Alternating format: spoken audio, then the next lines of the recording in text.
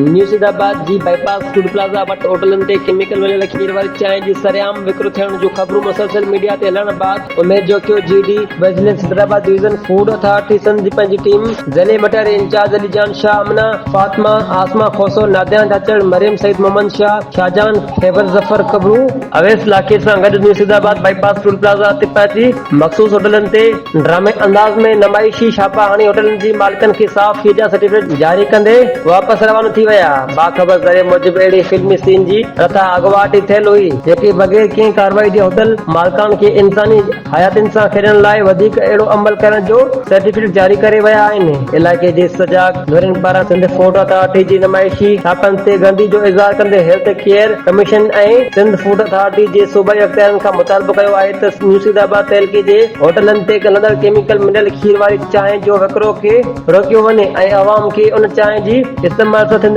बीमारियुनि खां बचायो वञे।